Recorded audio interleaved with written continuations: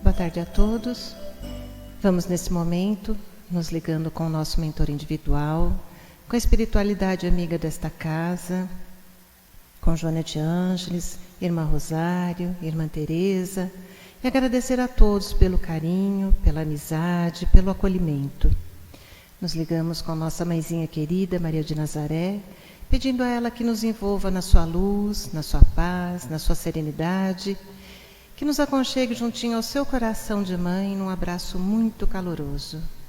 De mãos dadas a Maria, chegamos à presença do nosso Mestre amado Jesus e a Ele pedimos que derrame a sua luz sobre nós, que nos auxilie no entendimento e na aplicação dos seus ensinamentos em todos os momentos da nossa existência. De mãos dadas a Maria e a Jesus, chegamos à presença do nosso Pai Criador. A Ele agradecemos pelo que somos, pelo que temos, pela oportunidade bendita de estarmos aqui reunidos. E vamos nesse momento elevando os nossos corações e os nossos pensamentos em louvor e agradecimento, dizendo ao Pai: Pai nosso que estais nos céus, santificado seja o vosso nome, venha a nós o vosso reino, seja feita a vossa vontade, assim na terra como nos céus. O pão nosso de cada dia nos dai hoje, perdoai as nossas ofensas, assim como perdoamos aqueles que nos têm ofendido. E não nos deixeis cair em tentações, mas livrai-nos de todos os males, pois vossos são o reino, o poder e a glória para todo sempre. E harmonizados que estamos, vamos nos ligando com as equipes espirituais de tratamento desta casa, pedindo que seja derramado a luz branca do Cristo sobre todos os assistidos. Essa luz vai serenando, acalmando e tratando a cada um de nós. Pedimos às equipes de P2 que projetem a luz azul sobre todos nós. Essa luz vai percorrendo o sistema nervoso central, tratando cada um dos centros de força, trazendo todos eles no equilíbrio. Pedimos às equipes de CH que projetem a luz rosa no coração de cada um dos assistidos. Essa luz vai serenando, acalmando esse cardíaco, fortalecendo a fé e a confiança em cada um de nós. Nos ligamos com as equipes de P3B e pedimos a projeção da luz branca do Cristo, de um azul muito intenso que envolverá o coração e a mente de cada assistido. Pedimos também que sejam feitos todos os cortes de ligação que se fizerem necessários, que essas energias sejam levadas para o astral, para o tratamento mais adequado. E vamos projetando um azul muito intenso em todo o sistema nervoso central e periférico, neurovegetativo, um rosa claro no cardíaco para aumentar a força, a confiança, a fé, um amarelo claro no frontal para ter pensamentos positivos, maior ligação com o mentor individual e força de vontade. E pedimos uma cúpula rosa clara vibrante da cabeça aos pés, envolvendo todos os assistidos de P3B. Aos assistidos de saúde, pedimos a projeção das cores do arco-íris, fazendo como uma cúpula protetora, envolvendo cada um desses assistidos pelo tempo que se fizer necessário. Que assim seja, Senhor. Graças a Deus. Convidamos a todos para que assistam neste momento a palestra que será colocada no ar. Que assim seja. Que esta paz que nos envolve possa envolver o nosso irmão William Jacó, que vem das queridas terras mineiras de Uberaba, trazer a mensagem desta noite. Este nosso irmão, ele é trabalhador do Grupo Espírita Leon Denis e com muito carinho e com muita dedicação está conosco hoje e amanhã aqui na casa de Joana. Seja bem-vindo, querido, estamos atentos.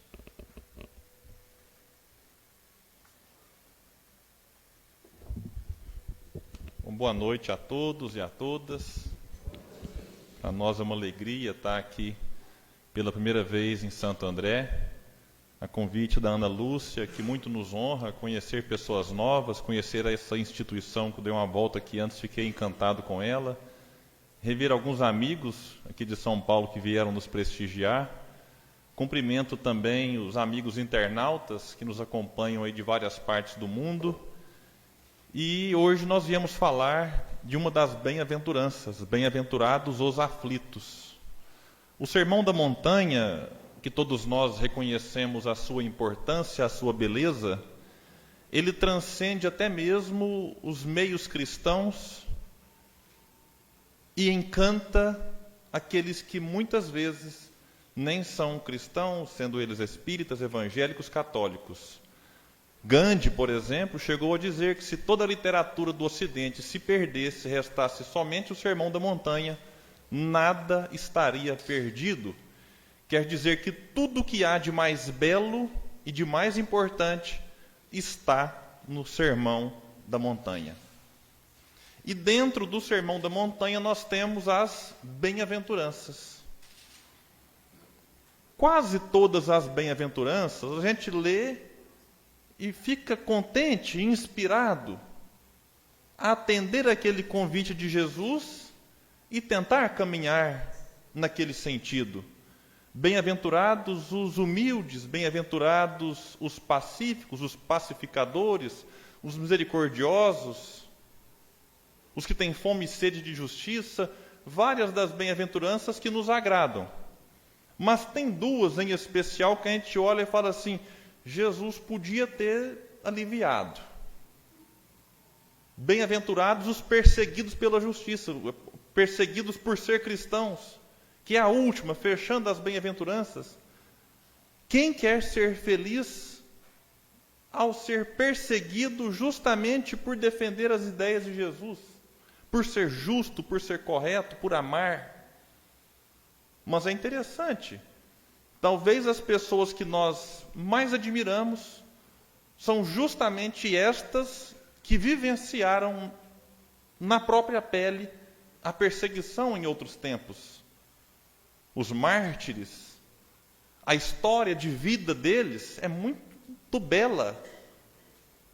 O exemplo que eles nos deixou ao longo da sua existência nos encanta.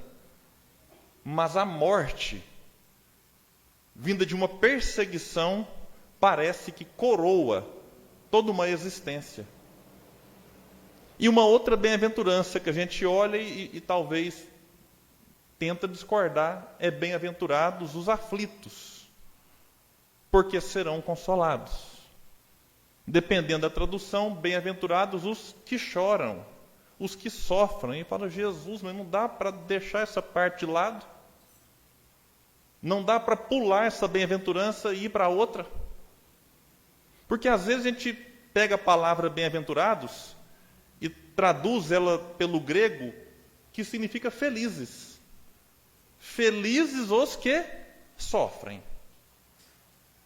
E muitos de nós espíritas interpretamos equivocadamente e pensamos, opa, então é bom sofrer. Então é bom sofrer. O Simão Pedro de Lima, outro mineiro, ele chega a brincar que não é que o espírita gosta de sofrer, mas já que tem que sofrer, sofre com gosto. É diferente. É gostar de sofrer é sair procurando sofrimento. Sofrer com gosto é, opa, quando ele vier, deixa eu aproveitar. Deixa eu bem sofrer, como nos traz Allan Kardec. Só que se a gente pega a palavra e traz ela do hebraico, ashrei, o bem-aventurado a gente pode traduzir como avante. E aí muda de figura. Avante os que sofrem, porque serão consolados. Porque se eu paraliso no sofrimento e não avanço, não caminho, não continuo a minha vida, eu não encontro o consolo. Então é necessário, apesar do sofrimento, apesar das aflições, apesar das lágrimas, avançar. Mas por que nós não avançamos muitas vezes? Ou avançamos de maneira muito lenta, porque não compreendemos qual é o objetivo da vida. Qual é o nosso alvo, a nossa meta? Ou, como vai dizer Leon Denis, o porquê da vida. E é num livro chamado O Porquê da Vida que ele vai nos trazer uma reflexão interessante, quando nos diz que o homem, ignorante do seu destino, se assemelha a um viajor que percorre maquinalmente uma estrada, sem saber de onde vem e para onde vai. Vamos imaginar a cena. Você encontra alguém viajando, não importa se é a pé, de bicicleta, moto, carro, avião, trem, metrô. E fala assim, meu amigo, de onde você vem? Fala assim, rapaz, não sei. E para onde você vai? Não faço ideia. Aí a pergunta que vem em seguida é quase uma consequência natural. E por que você viaja? Mas se eu não sei de onde vim, para onde vou, por que eu estou viajando? Pergunta no posto Ipiranga, né? Talvez ele vai dar a resposta. E Leon Denis complementa que não ter a resposta para a partida e para a chegada faz com que o viajante, diante do menor obstáculo, desista de viajar. Na vida é assim. Se eu não sei de onde vim, para onde eu vou, e por que eu viajo? Não sei a resposta. Muita gente acha que se matar é deixar de viver. E aniquila com o próprio corpo, continuando vivo. Mas é a ignorância que muitas vezes nos tira a força de como nos convida Jesus, de avançar, de prosseguir. Mas quando eu entendo qual é a minha meta, e a nossa meta é audaciosa, que é ser espírito puro, mas não é nessa encarnação, a gente tem que deixar claro para não criar ilusão em ninguém, a nossa meta é essa. E se eu sei qual que é a meta, eu encontro força para superar as dificuldades. Para a gente entender e fazer uma analogia com as coisas terrenas, para ficar mais fácil, é só a gente olhar atleta. Alguém que vai no parque, em Uberlândia tem um parque que tem 5 quilômetros, Parque do Sabiá. Alguns aqui talvez já conhecem. E naquele parque passam milhares de pessoas todos os dias. Cada um com uma meta. Um é diminuir o colesterol, o outro é perder alguns quilos. Eu tinha uma meta que era dar a volta correndo o tempo todo, 5 quilômetros. Quando eu comecei, eu não aguentei 100 metros. Eu falei, gente, é impossível correr 5 quilômetros. E eu via cada um passando no ritmo, na velocidade. Eu falei, mas não tem lógica, como que alguém consegue um negócio desse? E aí eu fui me esforçando. Então eu falei, eu vou combinar comigo mesmo. Eu vou caminhar 100 metros e corro 10. Porque eu cansava tanto nos 10 que eu precisava de mais 100 para descansar. E assim, eu falei, no outro dia eu volto, caminho 100 e corro 20. E fui ampliando a corrida, diminuindo a caminhada, até que um dia dei a volta completa. Esse era o meu objetivo. Mas muitos lá estão para dar 2 voltas, 3 voltas, 4, 5, bater o próprio recorde, ter um desempenho melhor, ganhar uma competição na sua escola, na sua cidade, no estado, no Brasil, no mundo.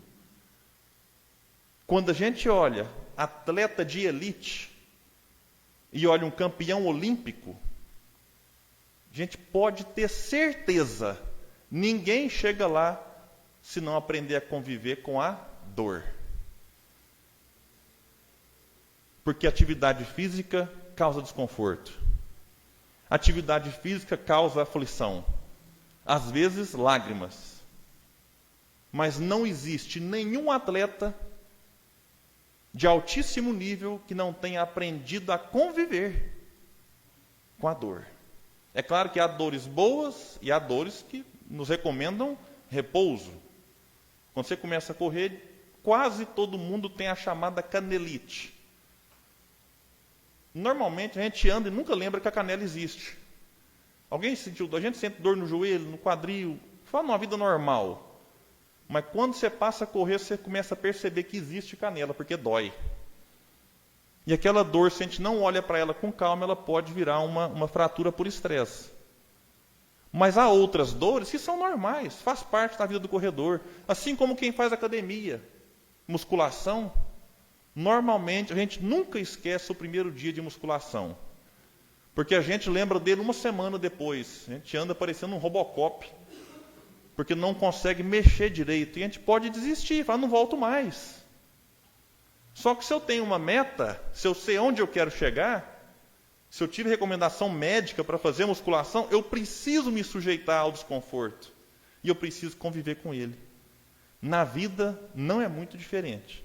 A gente precisa entender que para chegarmos à condição de espírito puro, teremos que passar por várias etapas e muitas dolorosas. Muitas, extremamente difíceis.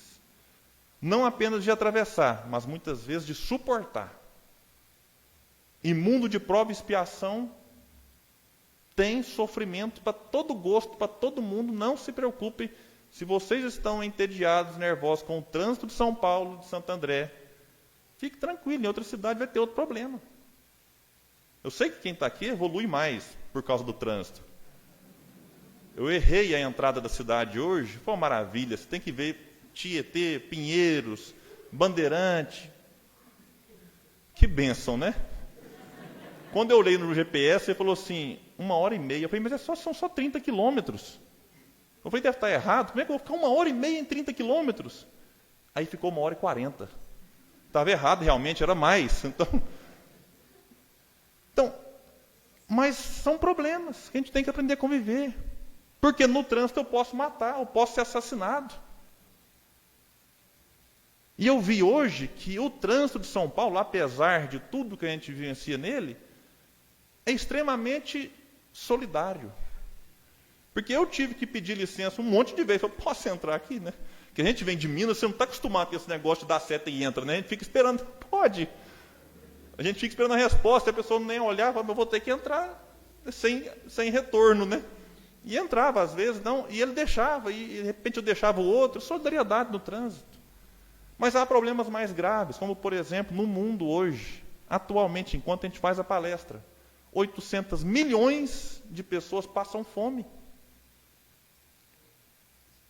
800 milhões de pessoas, e não é porque falta comida, porque o mundo produz toda a comida necessária para alimentar todo mundo. Há estudos que apontam que o que nós desperdiçamos, não é o que nós comemos em excesso, não, é o que nós jogamos fora, daria para acabar com a fome do planeta. Mais de 2 bilhões de pessoas não têm acesso à água potável. 8 milhões de pessoas desencarnam todos os anos por causa do cigarro. Se a gente multiplica isso por 100, no século nós teríamos quase 1 bilhão de pessoas desencarnando por causa do cigarro. Então, quanto sofrimento, preconceito, racismo, homofobia, aflições, as mais variadas. Algumas cuja origem está na encarnação passada, ou em 2 encarnações, 3, 4, que a gente vai trazendo, porque nós somos um livro, com muitas páginas já escritas, e é como se fôssemos um romance ambulante, a gente anda, é um romance que anda. E o que desenrola agora, às vezes, tem explicação antes do berço. Mas, às vezes, o que nos acomete, que nos causa desconforto, tem origem nesta encarnação. Como Kardec vai trabalhar no capítulo Bem-aventurados dos aflitos.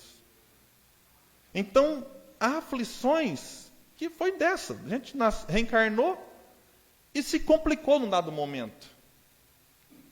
Pode? Desculpa a interrupção. Tem alguém aqui que tem um Siena 6447, está parado na porta de um vizinho e ele está precisando entrar na casa. Fica tranquilo. Então, tem aflições que a origem está nesta encarnação. E Emmanuel vai trazer uma página belíssima num livro chamado Aulas da Vida. E ele vai dizer o seguinte, o capítulo é intitulado Aflições Excedentes. Diz ele, diariamente batem às portas do além aqueles que abreviaram a cota do tempo que poderiam desfrutar na Terra, adquirindo problemas da desencarnação prematura. É que, por toda parte, transitam portadores de aflições excedentes, não satisfeitos com as responsabilidades que a existência lhes impõe, amontoam cargas de sofrimentos imaginários. É como se a gente falasse assim: ah, Jesus, o sofrimento está pouco. Deixa eu criar outros aqui porque não estou satisfeito com os atuais. E a gente começa a criar problemas imaginários. Ou seja, problema onde não existe. E Emmanuel, no seu estilo, ele lista alguns desses problemas. E vai nos dizer ele: há os que se aboletam, se alojam em automóvel acolhedor, mas inquietam-se por não poderem trocá-lo de imediato pelo carro de último tipo. E os que se sentam à mesa provida de 5 pratos diferentes e encolerizam-se por não encontrarem o quitute predileto. A gente vê muito isso. Só que não tem só 5 pratos, às vezes tem 10, 15 pratos. A gente se revolta com quem fez a comida porque não tem o quitute predileto. E sofre por isso. Eu só encontro um alimento que justifica o sofrimento. É quando falta pudim. Aí pode brigar, gente, que pudim não pode faltar. Eu sou fascinado. Você pensa que mineiro gosta de pão de queijo? Isso nem sempre, é pudim. E eu começo a imaginar assim, uma piscina de pudim. Vocês já imaginaram isso? Tenta imaginar. Você dá um mergulho no pudim, jogar pudim para cima, passar no cabelo e comer à vontade. É um quitute, é um negócio extraordinário. Então a gente às vezes briga por causa de coisas assim, problemas, aflições excedentes, não estavam programadas. Nós às vezes, pelo apego material, por criar necessidades, criar falsas necessidades, a gente se aborrece porque não consegue satisfazer algo que a gente pensa que é essencial, quando na verdade é apenas um supérfluo.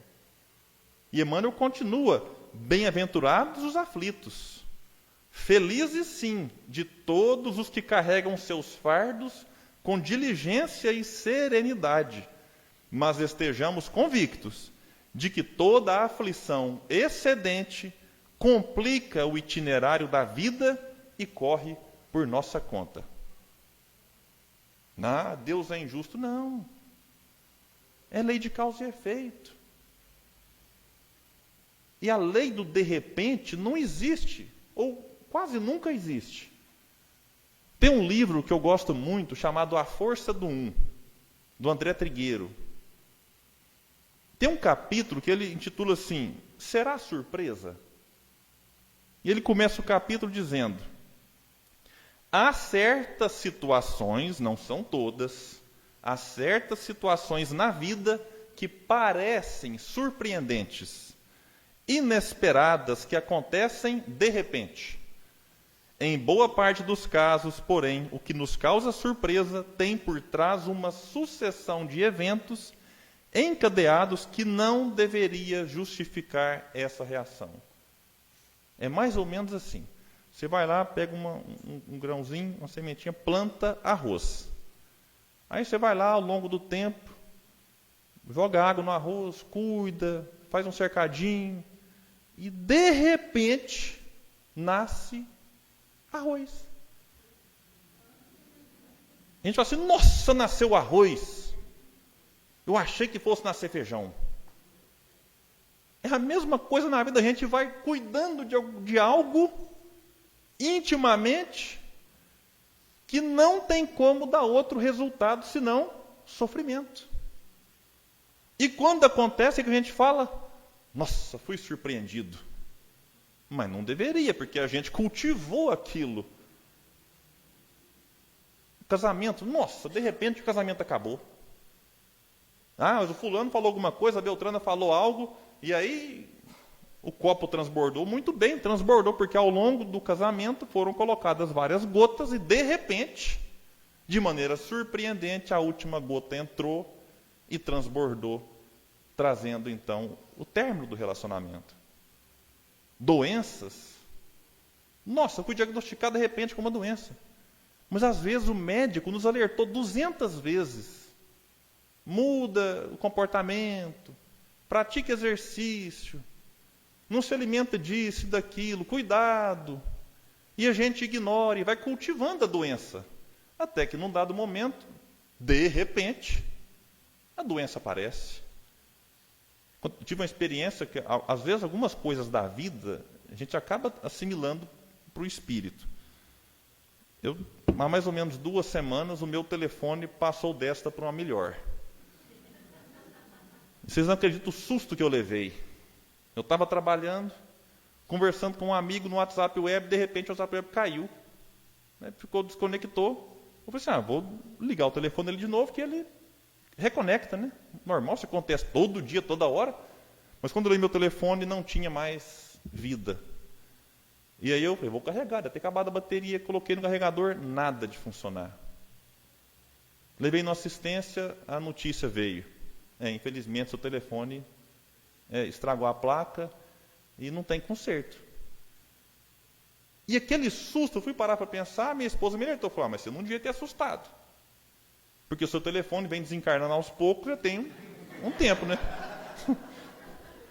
Aí eu fui lembrar que realmente, há mais ou menos 1 ano, aliás, quando eu comprei o telefone, e eu acho que isso aconteceu com todo mundo, você não sai da loja sem a capa de proteção e a película. E se pudesse, colocaria uma grade, que é para proteger ao máximo, né, nível máximo de proteção. E foi assim. Até que, de repente, a capa de baixo foi forçando a película e ela foi soltando a pontinha, de repente soltou mais um pouco, criou uma bolha no meio, e eu pensei, essa película aqui não tem muita serventia, até porque a capa de baixo ela abraça um pouco para cima da tela, então mesmo que caia, não vai quebrar. Tirei a película. Pensei, nunca caiu? Que falta faz uma película? E minha esposa coloca outra. Eu falei, não, R$50 numa película é um abuso. Um pedacinho de plástico. E ficou sem. Sucesso. Até que, de repente, a capa transparente que a envolvia, ela foi ficando amarela. Por causa do tempo, o desgaste, o uso, e foi ficando feia. E foi rasgando dos lados, então já estava levantando uma pontinha daqui, uma pontinha dali. E eu pensei, essa capa está estranha. Eu falei, eu vou tirar. E ela falou, sim, troca, compra outra. Eu falei, não, para que comprar outra? Uma capa original, R$150, e eu não admito o consumismo, né? Isso aqui é supérfluo. E ela falou assim, compra. Eu falei, não, o telefone nunca caiu, por que comprar? Adivinha? 1 semana depois o telefone caiu. Caiu de chapa. E a tela dele ficou parecendo que um Homem-Aranha tinha jogado teia e já estraçalhou toda. Mas funcionava. Então, vamos embora, né? E ela falou, agora você vai colocar. Eu falei, não, agora já quebrou mesmo. Só que depois disso foi um espetáculo. Cai do canto, cai no outro. O telefone foi. Estraga foninho. O carregador dele já não carregava mais pelo plug, só por indução. E ele foi ficando, a memória foi enchendo. E ele foi ficando lento, não conseguia mais gravar áudio, apaga foto, apaga vídeo, apaga mensagem, WhatsApp, sai de grupo. Aquela coisa toda que vocês conhecem. Até que, de repente, o meu telefone não ligou mais. Só que eu parei para prestar atenção que o telefone, de certa forma, ele prova a reencarnação. Primeira semelhança com nós humanos. A gente vai ficando lento com o passar do tempo, vai perdendo memória, vai ficando mais devagar, você vai machuca de um lado, cai, toma um tombo, e machuca daqui, quebra um negócio, quebra outro, e tira isso, tira aquilo. A gente vai desencarnando aos poucos. Aí às vezes você vai, faz uma terapia, alivia um pouco a memória, relaxa, e aí dá uma animada, mas daqui a pouco vai capengando de novo. Capengando é um termo que vocês conhecem aqui, que às vezes a gente fala o mineirês e vocês não entendem. E vai ficando devagar até que desencarna. Mas e depois? Desencarnou, acabou? O meu telefone, eu comprei outro. Está cheio de telinha aqui agora, viu, gente? E o que aconteceu? Bati lá eu não sei o nome que fala, então quando a gente não sabe o nome, fala trem. Mineiro é assim. Bati o nome no password, não sei o quê, senha. Em algumas horas, todo o meu arquivo do outro telefone estava onde? No novo. O que é isso? Reencarnação.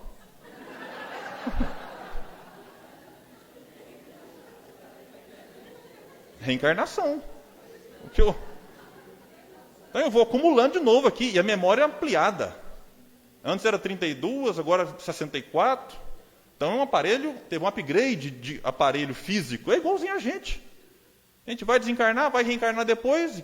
Kardec fala, até o corpo vai evoluindo, vai avançando. Então, os meus contatos vieram, curiosamente. Os que eu gosto, os que eu não gosto. Igual reencarnação. Ou a gente pensa que, eu odeio alguém, aí eu reencarno e aquele alguém...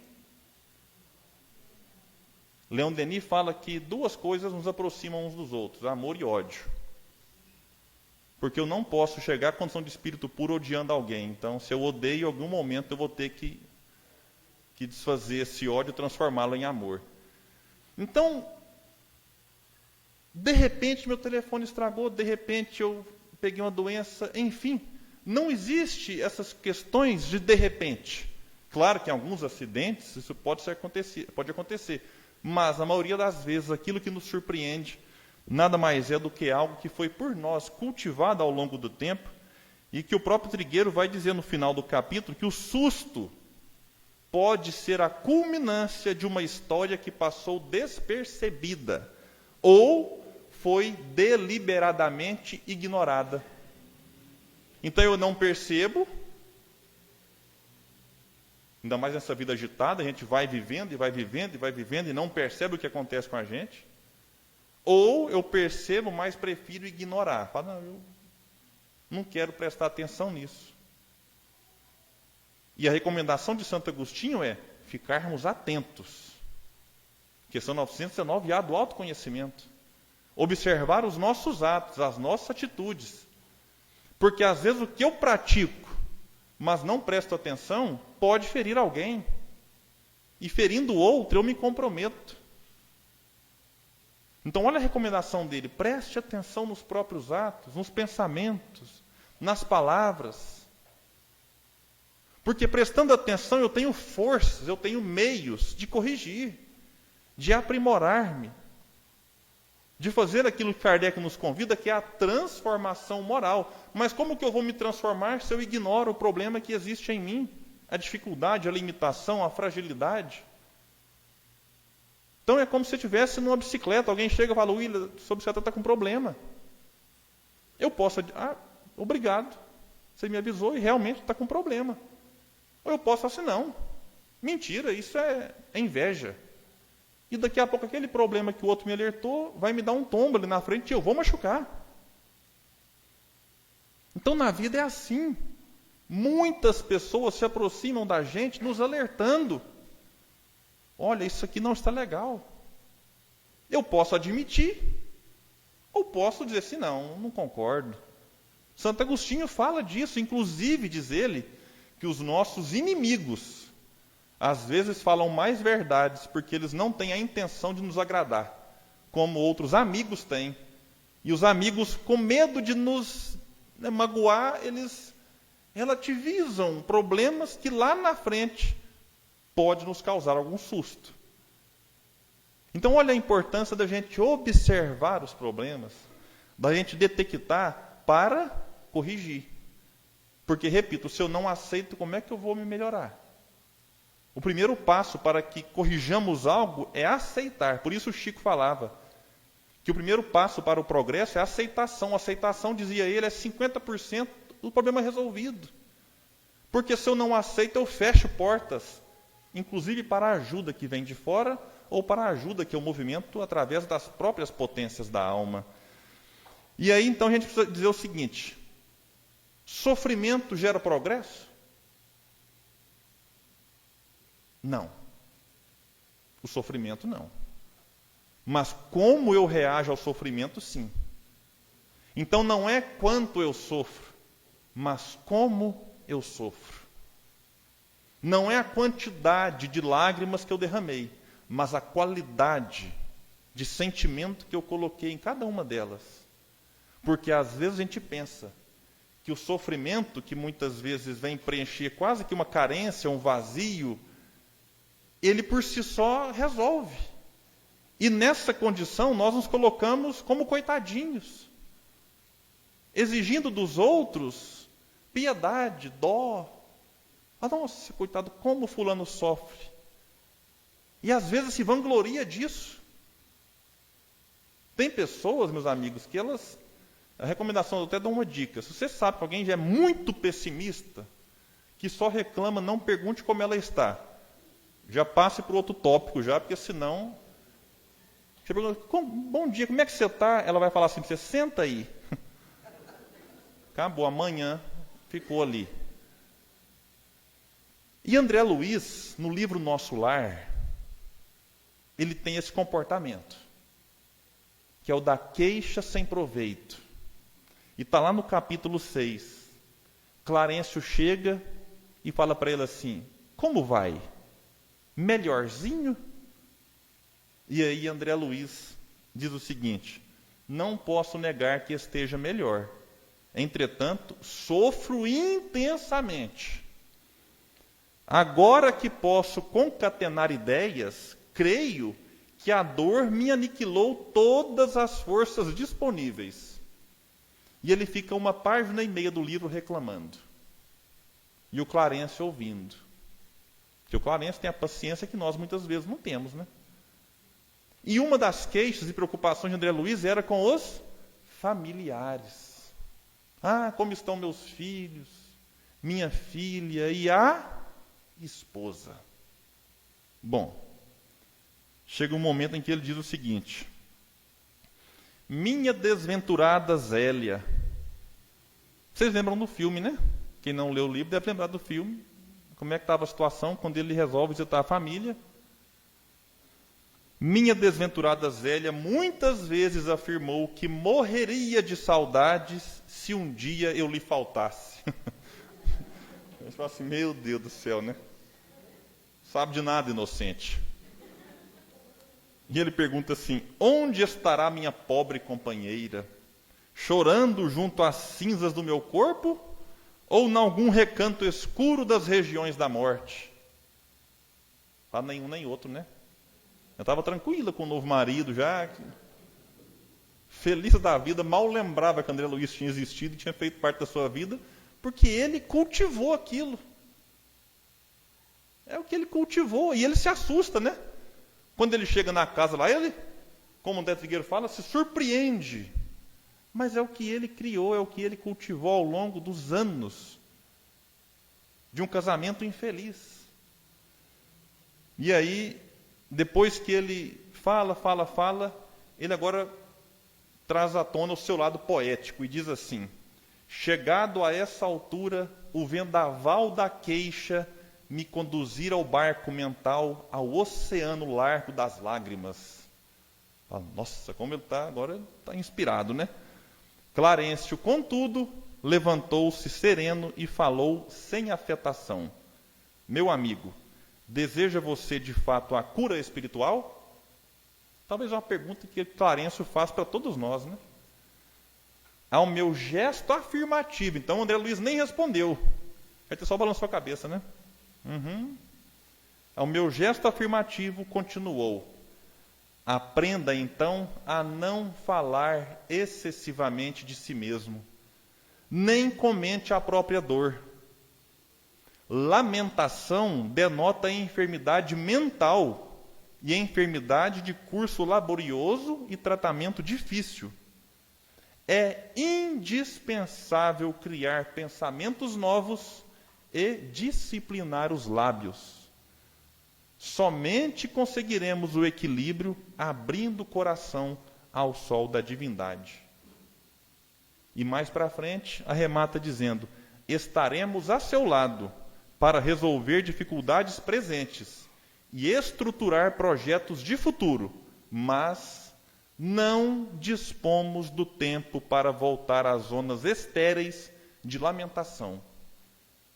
Se deseja permanecer nesta casa de assistência, aprenda a pensar com justeza. E Leon Denis, lá no livro O Problema do Ser e do Destino, ele diz o seguinte, enquanto o homem não tiver colocado o seu pensamento e os seus atos em harmonia com as leis eternas, a dor será necessária. Então, enquanto o nosso pensamento estiver desconectado da lei divina, nós sentiremos dores. Que questão 614, que é a lei natural?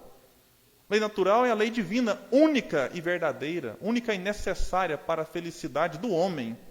Ele só é infeliz porque dela se afasta. Daí a necessidade de cultivar bons pensamentos. Mas e a dor? Continua Clarencio para André Luiz.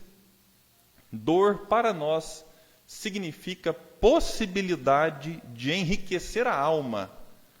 A luta constitui caminho para a divina realização. Compreendeu a diferença, André? As almas débeis, ante o serviço, deitam-se para se queixarem aos que passam. As fortes, porém, recebem o serviço como patrimônio sagrado, na movimentação do qual se preparam a caminho da perfeição. E muitos de nós talvez estamos pensando, poxa, mas será que não pode então se preocupar com os familiares que ficaram para trás? Ou será que o inverso, eu não posso me preocupar com os familiares que se foram? E Clarencio, talvez percebendo essas dúvidas em André Luiz, responde, eu repito, responde para todos nós. Disse ele: ninguém lhe condena a saudade justa, nem pretende estancar sua fonte de sentimentos sublimes. Acresce notar, todavia, que o pranto da desesperação não edifica o bem. Se ama, em verdade, a família terrena, é preciso bom ânimo para lhe ser útil. Olha que importante. Se eu amo realmente a minha família, eu preciso ter ânimo para ser útil a ela. Se eu amo aquele que se foi, invertendo os papéis, eu preciso encontrar ânimo, disposição para ser útil aos que se foram. Por isso disse Jesus: no mundo tereis aflições, mas tende bom ânimo, eu venci o mundo. Então ele recomenda, ante as aflições, o ânimo, a disposição para vencer o mundo e para seguir adiante, para avançar, como observamos na tradução da palavra bem-aventurados a partir do hebraico. E aí Clarencio vira para ele e pergunta de novo: então, como passa? Melhor? Começa o capítulo fazendo essa pergunta e agora finaliza também fazendo. E ele diz: contente por me sentir desculpado à maneira de criança que deseja aprender, respondi confortado: vou bem melhor, para melhor compreender a vontade divina. Então, olha como é importante o diálogo, como é importante a gente externar algo com o sentido, às vezes, de buscar ajuda, de buscar auxílio. O atendimento fraterno nas casas espíritas tem salvado muitas pessoas. Portanto, a gente precisa aprender, nós espíritas, precisamos aceitar que não somos super-heróis. Porque a gente, mesmo na condição de trabalhador, pensa que externar o problema para o outro é demonstrar fraqueza. E mesmo que seja, qual o problema nisso? Nós não somos ainda espíritos puros. E por não verbalizar o que eu sinto, muitas vezes, eu caio em depressão, caio em transtornos e me afasto da casa espírita. Quando um atendimento fraterno, quando um diálogo sincero com alguém que está disposto a nos ajudar, mesmo que a nossa intenção naquele momento seja simplesmente ficar na condição de coitado, como estava André Luiz, esse gesto demonstra humildade e disposição para receber um pouco do outro. Então, que a gente use esses recursos valiosos. Ao andar pela casa, vi um espaço para isso. Então, que a gente aproveite essa estrutura e aproveite as pessoas de bom coração que lá estão. Porque, às vezes, uma palavra colocada com amor pode modificar toda uma intenção que nos traria lá na frente problemas sérios. Esse lá na frente pode ser daqui 10 minutos ou pode ser daqui 10 anos. Então, a importância do diálogo está bem colocada nesta fala de André Luiz, de Clarencio. E eu fecho dizendo que, se da mesma forma que as dores que nos visitam não acontecem de repente, um espírito puro não é obra do de repente, não é obra que surpreende. É uma construção lenta, gradativa, que acontece de maneira paulatina. É necessário aceitar, muitas vezes, as nossas fragilidades e a nossa velocidade, mas jamais desistir. Às vezes, o que nos prende é um passado de culpa que nós nem sabemos que existe, mas que está lá no inconsciente, nos prendendo aqui agora, nos dificultando a caminhada. Ou, às vezes, essa culpa está por algo que nós sabemos o que foi e o que é. Mas, como vai dizer Renato Russo na sua música, todos os dias, quando acordo, não tenho mais o tempo que passou, mas tenho muito tempo. Temos todo o tempo do mundo. Então, que a gente possa aproveitar todo esse tempo, essa dádiva divina, para fazer sempre um pouco mais e um pouco melhor.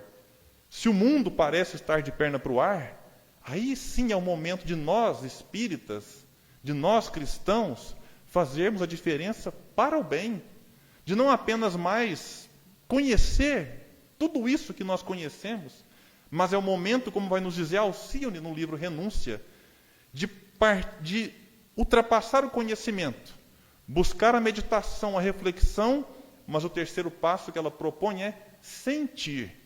Porque quando eu sinto a mensagem, o quarto e último passo, e mais importante, é o da vivência. Porque aí sim, este mundo que nós olhamos com olhos apenas de acusação e de reprovação, contará não somente com as nossas queixas, mas também com o nosso trabalho. Até que, na medida em que o tempo passa, nós trocaremos as lamentações infrutíferas pelo serviço ao semelhante. Que Jesus possa nos abençoar, nos inspirar. E para encerrar, eu deixo um trecho de uma música que eu gosto muito, de Lenine, chamada A Paciência, quando ele diz que o mundo vai girando cada vez mais veloz. A gente espera do mundo e o mundo espera de nós um pouco mais de paciência.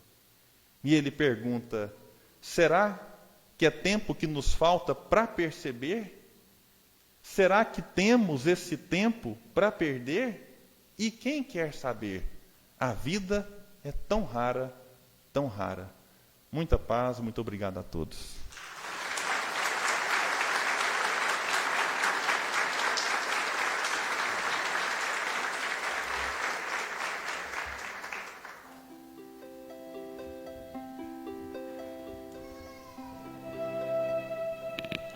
Gratidão, Senhor, por esta noite. Gratidão por esta oportunidade de aprendizado. Que esta nossa gratidão transforme-se em luz, luz que chega a cada lar, a cada asilo, a cada hospital, a cada presídio, casa de repouso, abrigo, como também a tantos desalentados que necessitam de alguma forma experimentar o amor.